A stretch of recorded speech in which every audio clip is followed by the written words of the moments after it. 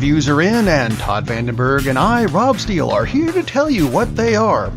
Which is weird, because actually, we usually review 3 movies a show. And we are on this one, except both of us watched one of them. But we're not starting with it.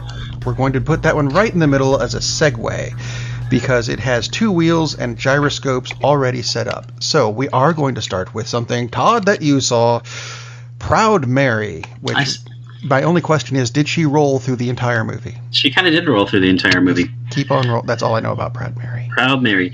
Proud Mary stars Taraji P. Henson, a wonderful actress. She is a hit man. That's what it says.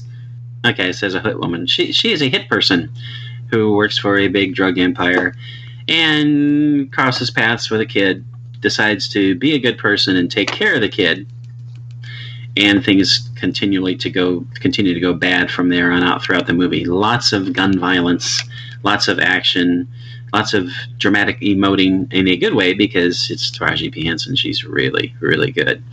The movie itself it's good. It's worth watching. If I had gone to see it at the theaters which I wanted to and kind of ran out of time, and 2 weeks later it was gone. And on a kind of an aside, that's largely the fault of the film studio because they basically just dumped it, didn't really feel like promoting it, which is weird because, like I said, it's a pretty good movie. And if they had gotten behind it and spent some money in actually trying to do something with this movie, I think it would have done pretty well. It wound up making a whopping $20 million. That's it. It should have done much better because it's a good movie. It's entertaining. It's worth watching. Could have been better, because, frankly, the plot could have used a little more work, but the acting is really, really good. It's the one thing that disappointed me, I guess, the most is because it started off with so much promise, because the credits are very, very early 70s blaxploitation / action picture style credits. Bright colors, big blocky letters, and the theme is Papa Was a Rolling Stone. And I'm thinking, oh my God, this movie is like a perfect recreation of those late 60s, early 70s style movies. And then it isn't. It kind of strays from that path. Like I said, it's worth watching, and Taraji Henson is fantastic in it. She's great. Absolutely worth watching just for her. And then the soundtrack, of course, does have Proud Mary in it. Soundtrack is great in this movie. And you were talking on Sunday's show about the soundtrack for HBO's Watchmen, that would be worth listening to. Same thing with this movie. The soundtrack is a big part of it. It's not like almost another character like Baby Driver, but it's important, and it's great music. She's fantastic. It's definitely worth watching. So by all means, catch Proud Mary. It's a shame that the theater didn't believe in it, because I do. It was very good. So something to watch, part 1. But did part 2 come up with anything worth watching? And we both watched this movie. It's out now for home theaters. Not in the theater anymore, but it was actually, I think it might still be in theaters, in like the dollar theaters and stuff. Because this movie made a lot more money than it should have, in my mind. Really? Jurassic World Part 2. It had a subtitle, but I've forgotten what it is. Fallen Kingdom. Thank you. Which fits in a lot of ways. It does, because they took Jurassic Park and it done blowed up because there's a volcano on the island, because apparently the guy who created the park didn't bother to do a geological survey or something. And volcanoes just erupt from nowhere all the time. Well, I mean, haven't you watched Volcano with Tommy Lee Jones, where there's a volcano under Los Angeles? Los Angeles, yeah. Yeah, that's where this volcano came from, too. It's like, yeah, this is just beyond stupid. But anyway. So what'd you think? I thought it was a semi-entertaining cash grab, which never should have been made. I'll agree. I spent a whopping $4 to rent it, and I'm sorry I spent the $4. I wish I had waited until it was on Amazon or Netflix for free. It's got Chris Pratt. Yay. It's got Bryce Dallas Howard. Yay. Although Chris Pratt, he's good in this movie. playing that character. It's an interesting character. She is not as good as she was in Jurassic World because they don't have one of the fun. Yeah, they don't have the script. One of the fun parts of Jurassic World, at least, was the dynamic between the two of them. They were so combative. Well, there's a less of that in this one, which I can kind of see, but it would have been more entertaining. The big problem with this is the payoff. The big monster dinosaur. That's kind of the problem with the Jurassic World to me is Indominus Rex. It's a fake dinosaur and they created it, but you're taking away from the whole point of the movie. It's like dinosaurs. Millions of kids know all these dinosaurs, and it's like, okay, well, that's not a real one. And I'm sure in some cases, oh, that's really cool. Well, in this one, the Indoraptor, it's a terrible name to begin with, but it's like, no, they crossbred. Well, they haven't crossbred, but they use the genetics between raptors and the Indominus Rex. So now they create this, which is already part raptor, and so now it's even more part raptor. And it's smaller. It's still big enough to kill people and be scary and blah blah blah, but it lacks the menace. I mean, what was the menacing thing of the first movie? Tyrannosaurus Rex, which is in pop culture has been like the apex predator of the planet forever. And kind of like in reality too, back in the day. And now they've got this thing that's maybe it's basically it's kind of like a fast crocodile. I was like, I don't care. It's not particularly. It really isn't that scary because you know at any moment there's something bigger out there that can take care of it. Which spoiler alert, and I don't care. It gets taken care of at the end of the movie. And I don't care if I spoiled it because you shouldn't watch this movie right now because you can't watch it for free. So don't watch it for $4. Wait until it's on Netflix. Then watch it. And it's like, yeah, okay. The biggest problem with this movie is the best scene. Again, like we were talking before, the best scene in this movie happens after the movie is over. And they're talking about, okay, I won't spoil this part, but basically one of the big ones got away. I'll just say that. And this is not a spoiler because it's in the trailers and they show the Mosasaurus. People are surfing on a giant wave and there's Mosasaurus is within the wave and it starts coming out. That's after the action of the movie is over. That's the best scene in the whole thing. And I don't think anyone... And they don't finish it. And they don't finish it. I don't think anyone would argue that. That's a great scene. I think that one escaped... before the island even blew up, because there was the part of it where they've got the big door that's supposed to keep everybody in, and the door doesn't close. Right, so that escaped before the movie, like basically at the beginning of the movie, it escaped, started. And then they come back to it, which is cool. They came back to it, but that should have been the payoff scene, and they should have finished it. And when the best part of a movie is a throwaway scene, the whole movie's a throwaway to me. Now Rob will say how much he loved it and why I'm wrong. No. Okay, so how many memorable characters were in this movie? Let's see. You've got the Endoraptor, which kind of sounds like a car. Yeah. Someone's going to make a car called an Endoraptor. From Kia. I wrote down the characters in this movie. All right, by name. There's Zephram Cochrane, Star-Lord, Bryce Howard, and Jeff Goldblum. I don't care about anybody else. I didn't even bother to get the actors' names right. Star-Lord, yeah. Chris Pratt wasn't coming to me. I was going, it's Star-Lord. The only one that was interesting to me was Chris Pratt's character, and that's because Chris Pratt conveys something on the screen. There wasn't anything for him to do in the script even. I mean, really. Jeff Goldblum was a total waste. It's kind of cool to see him, but he's only in there so people will say, oh my God, I got to see this because Jeff Goldblum is in it. He's absolutely wasted. Bryce Dallas Howard has nothing to do. Goldblum was 15 seconds at the beginning of the movie and 30 at the end? Something like that? Basically, yeah. And what's he doing? He's talking to Congress. It's Congress. They're not going to do anything anyway. Why are we watching this scene? Oh my God, that's so exciting. He's testifying in front of a Senate hearing. The movie is, the script is... what script? Did they have a script? Yeah, I mean, it's got chase scenes and it's kind of exciting. Except Bryce Dallas Howard's not going to get killed. Chris Pratt's not going to get killed. Everybody else, who cares? Even if they're supposed to be likable characters, even if it's the requisite little kid who has to be in every movie, and there's kind of a cool twist with that. But that payoff comes at the very end of the movie, and they don't really do anything with it. Actually, for me, it came in about halfway through the movie where I went. Yeah, they do that to this character, and then they just kind of verify it at the end. And by then, I was like, "But they did, okay, but they did nothing with it." No. If they had done something with it, and I guess the payoff could come in Jurassic World Cash Grab 3, whatever they're going to call the sequel, because there'll be a sequel because it made a ton of money. Oh, yeah. But that would have been an interesting subplot. That would have been interesting if that had been the plot and the dinosaurs were the subplot. That would have been an interesting twist. Instead, it's just, worked. Oh, let's watch the dinosaurs run around, run amok, and kill people because I've never seen that before. Oh, my gosh. Well, see, for me, I remember watching Jurassic Park, the first one. Yes. I do not remember watching 2, 3, and I know I didn't watch Jurassic World 1 because I'd seen this already. It was called Jurassic Park. And the 5 billion other... I'm going to lump Godzilla into that. Bear with me on this because what do we have? Big lizard terrorizes fill in the blank. A park, a city, an ocean, a planet, whatever. It's kind of the same thing going on here. Oh, there's a volcano in this one. Yeah, whatever. I liked the idea that, and this is the way I wrote him down, Zephram Cochrane's protege.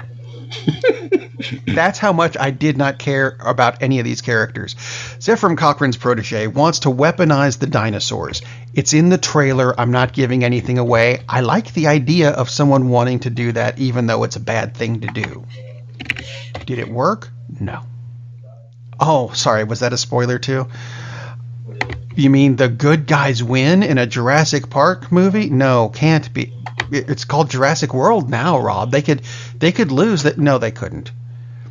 It's a cookie cutter plot movie, and it's fun. I mean, I watched it with my wife and my kids, and we're all going. It's kind of a fun movie, but why did we pay for this again? We could have watched this for free in about a month. Yeah, with a wife and kids kind of thing, I can see. Yeah, it's fun, but it's fun like cotton candy. It's like, do you remember half an hour later what happened? That you even had it? It's dissolved by now. Yeah, it's and it's sad because Chris Pratt, Bryce Dallas Howard, Toby Jones is in it. He's wasted. Jeff Goldblum, like you said, he's got. By wasted, he means sober. They just didn't do anything with his character. Yeah, it would have been fun if he had been wasted. It would have been more interesting. Jeff Goldblum has, a minute and a half. B.D. Wong, he has basically a cameo. It's just... This could have been a really, really good movie if they'd had a semblance of a plot. And I guess we shouldn't say that. It does have a plot. It just doesn't have a good plot. It has, dinosaurs are running around, I'm in peril. Oh, dinosaurs are running around, I'm in peril. It's like, hey, gee, that's the easy part. Anybody could have done that, and obviously I think anybody did. But there's a volcano, so the dinosaurs are in peril too. It's just... Yeah, that's not enough of a plot twist to keep me interested, sorry. And what's weird, I mean, this is the guy who wrote Jurassic World, which is a pretty good movie. I just don't... Colin Trevorrow, and... he's done some pretty good work. Not this time. He's not the only writer credited. But, dude, this is not... One thing that scares me, he's one of the co-writers for Star Wars Episode 9. Brace yourself. Yeah. So, now the good news is he also directed a great movie, Safety Not Guaranteed. Not going to say anything else about it other than just Google it and find it and watch it, because that's a great movie. That's the shortest review we're ever going to have on this show. Well, at some point I'll review that, like maybe next week. So he can do great work, but this was not there. Oh, and director... Well, let's end on a good note with something that people should see. Yes, let's. It was kind of a surprising movie to me because I keep seeing commercials for rock movies. And I keep going, really? Is that going to be good? And then for some reason I'm perpetually surprised by them. No, I have not seen Tooth Fairy. This movie was called Skyscraper, and from the trailers, it really just looks like The Rock remade Die Hard. And did he? Kinda. The first thing that happens in the movie is we see The Rock as an FBI special agent who gets caught in a bomb blast and loses a leg. Yeah, that's right. The Rock loses a leg, making this the debut of The Rock as the one-legged man in an ass-kicking contest. But wait, there's more. Once the Pearl, which is the tallest skyscraper in the world, where The Rock now works as a security consultant, is taking over, thus starting the actual plot, we find that he hasn't used a gun in the 10 years since the incident and relies heavily on duct tape. So, that makes him the one-legged MacGyver in an ass-kicking contest. But wait, we're still not done. His family lives in the building as well, and he has to rescue his twin kids. Not so much Neve Campbell, because that's Lee's job. Because she pretty much holds her own and doesn't need saving very often. So now he's a one-legged family MacGyver in an ass-kicking contest. But is it really Die Hard? Yeah, actually pretty much. I mean, there are some tweaks here and there, but it really is Die Hard with some updated and actually rather well-used special effects. Is it as good as the original Die Hard? Probably not. But honestly, it really isn't that far off. It was a fun thrill ride of a movie that had just enough Bruce Willis-y quips, no yippee-ki-yay, but that's okay, to keep it going. And that's fine. You really don't need them. It was a fun movie that's, I think, worth probably even 2 watches, because you're going to get enough out of it. So, I mean, this year The Rock has got 2 non-Oscar contender movies so far that are really fun, with Rampage and Skyscraper. And yes, I still call him The Rock because I cannot call him Dwayne Johnson yet. He's The Rock. I keep watching him in a WWE ring in my head because that's where I saw him first. So he'll always be The Rock in my head, which gets heavy after a while and is probably giving me spinal damage. But Skyscraper was a good movie. It was fun. It was worth seeing. So, go rent it or something, or buy the DVD. It's now available in stores. He should always be The Rock because that was his acting school. Was The Ring. Where he actually did once beat up a one-legged man, I think. I'm trying to remember his name. Do you remember the one-legged wrestler they had for a while? I do not remember that person's name, but I know who you're talking about. Zach Gowen. There we go. Good job. Thank you. Thank you. That's 2 circles for Rob in 1 week. Pretty good. Twice in a week. Wow. Now I'm looking forward to watching Skyscraper because based on your recommendation, I watched Rampage and was very happy with it. Much happier than I was with Jurassic World: Fallen Kingdom, aka Cash Grab. And of course, at some level, basically all movies are cash grabs. I get that. No one's making movies so they can lose money. But hopefully you should have some goal. I don't know. Have you seen... Never mind. Yeah, the endless list. So now I'm more interested, I should say, in watching Skyscraper. Hopefully I'll have a chance to view it this week. I'm going to throw a spoiler in, though, because there was one thing in Skyscraper that's going to irk the crap out of everybody. Is it Hans Gruber? That's the only way it could have been as good as Die Hard. But anyway, yes. Like I said, they lived in this building. Yes. Now, if you've seen the trailer, you know that the building spends most of the movie on fire. Yes. So the place where they live has been destroyed pretty much. The Rock had the last line in the movie, which was where this is not a spoiler really, because they're not going to kill the kids. They're not going to kill Neve Campbell. So The Rock is taking his wife and his kids away from the building, and his last line is, "Let's go home." Rock, in the background of this building, in the background of this scene is your home, and it's still on fucking fire. Well, let's not go there. You just escaped from it. I would take. Other than that, I would take it as that he's a security expert, right? And he's assigned to us to figure out the flaws in this thing. So they had just moved there. I would take it. They moved there 6 months ago. I would take it that way. Yeah. So I guess he's talking about going home. I'm just saying. Home to the Rock homestead. Maybe they're going to the WWE. That's what it is. Someone should have had. He's going to be at WrestleMania with Neve Campbell ringside. There you go. Lee would be happy. Someone in the editing process should have gone, yeah, can we change that last line? Yes. That would have been a good time for product placement. Let's go to Taco Bell, America's favorite Mexican restaurant. Oy. You know what? I think that's a good note to end the show on. I feel like getting tacos now anyway because I forgot to get breakfast this morning. Oh, shame on you. So, you know what?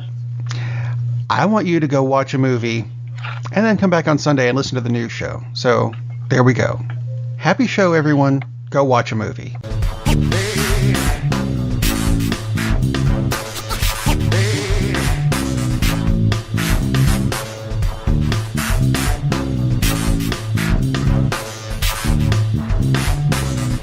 That's pretty much it.